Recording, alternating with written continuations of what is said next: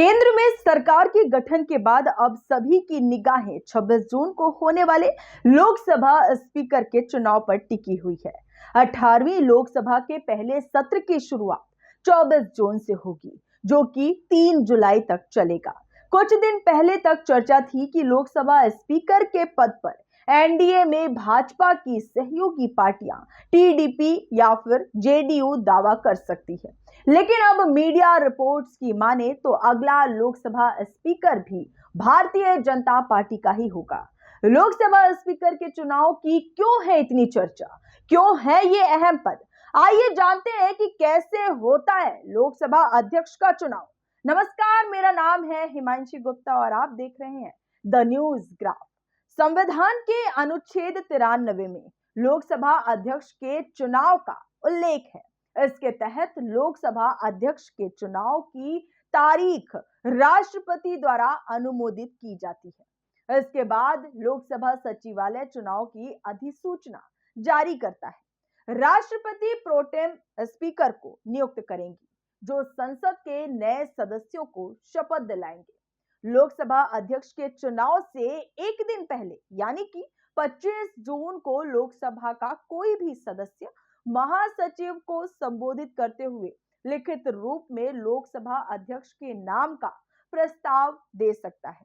लोकसभा अध्यक्ष का चुनाव सभा में मौजूद और मतदान करने वाले सदस्यों के साधारण बहुमत से होता है। अध्यक्ष पद के लिए कोई विशेष योग्यता नहीं निर्धारित की गई है और लोकसभा का कोई भी सदस्य अध्यक्ष निर्वाचित हो सकता है। लोकसभा अध्यक्ष उम्मीदवार के संबंध में एक बार फैसला होने के बाद प्रधानमंत्री और संसदीय कार्य मंत्री द्वारा उनके नाम का प्रस्ताव किया जाता है। प्रस्ताव स्वीकृत होने के बाद पीठासीन अधिकारी घोषणा करते हैं कि प्रस्तावित सदस्य को सभा का अध्यक्ष चुन लिया गया है। नतीजा घोषित होने के बाद नवनिर्वाचित अध्यक्ष को प्रधानमंत्री और नेता विपक्ष द्वारा आसन तक ले जाया जाता है। इसके बाद सभी सदस्य अध्यक्ष को बधाई देते हैं और इसके जवाब में अध्यक्ष धन्यवाद भाषण देता है। इसके बाद नया अध्यक्ष अपना कार्यभार ग्रहण करता है। अब यह जानते हैं कि लोकसभा अध्यक्ष का पद अहम क्यों है। भारत में लोकसभा अध्यक्ष निचले सदन का संवैधानिक और औपचारिक प्रमुख होता है। लोकसभा की कार्यवाही के संचालन की जिम्मेदारी अध्यक्ष पर ही होती है। लोकसभा अध्यक्ष का पद यूं तो हर सरकार में अहम होता है, लेकिन मोदी सरकार के तीसरे कार्यकाल में इसकी अहमियत थोड़ी बढ़ गई है। दरअसल पिछले 2 कार्यकाल की तरह इस बार भारतीय जनता पार्टी बहुमत के आंकड़े को पार नहीं कर पाई और उसे केंद्र की सत्ता में बने रहने के लिए चंद्रबाबू नायडू की टीडीपी और नीतीश कुमार की जेडीयू के समर्थन की जरूरत है। यही वजह है कि जोड़ तोड़ की राजनीति अगर होती है तो उस स्थिति में लोकसभा अध्यक्ष का पद बेहद अहम होगा। सभी राजनीतिक पार्टियां इस तथ्य से वाकिफ होंगी। शायद तभी लोकसभा अध्यक्ष के चुनाव की चर्चाएं इस बार कुछ ज्यादा ही तेज हैं।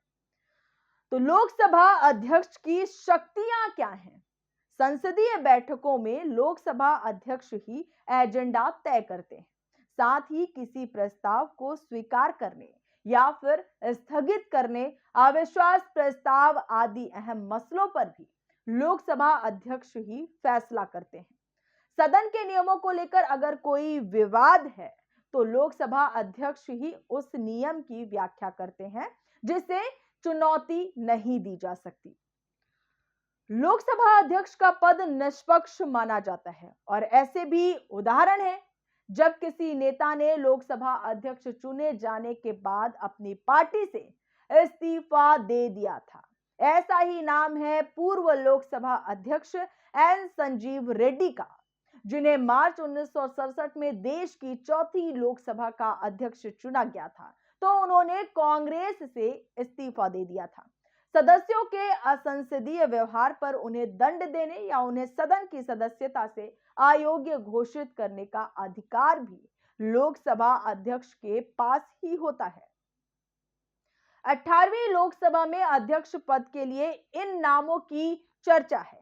कुछ मीडिया रिपोर्ट्स में दावा किया जा रहा है कि ओम बिरला एक बार फिर से लोकसभा अध्यक्ष चुने जा सकते हैं। मोदी सरकार के पिछले कार्यकाल में भी ओम बिरला ने ही लोकसभा अध्यक्ष पद की जिम्मेदारी निभाई थी। एनडीए के सहयोगी की बात करें तो भाजपा सांसद डी पुरंदेश्वरी के नाम की भी चर्चा तेज है। दरअसल पुरंदेश्वरी आंध्र प्रदेश भाजपा की अध्यक्ष होने के साथ ही टीडीपी चीफ चंद्रबाबू नायडू की साली भी हैं।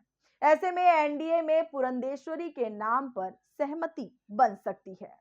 लोकसभा में अपनी बढ़ी हुई ताकत से उत्साहित विपक्षी इंडी गठबंधन अब आक्रामक तरीके से उपाध्यक्ष पद की मांग कर रहा है, जो परंपरागत रूप से विपक्षी दल के सदस्य के पास ही होता है।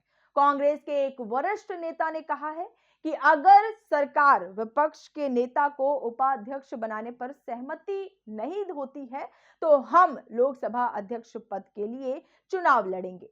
लोकसभा चुनाव में विपक्षी गठबंधन ने 234 सीटें जीती, जबकि भारतीय जनता पार्टी के नेतृत्व वाली एनडीए ने 293 सीटें जीतकर लगातार तीसरी बार सत्ता बरकरार रखी।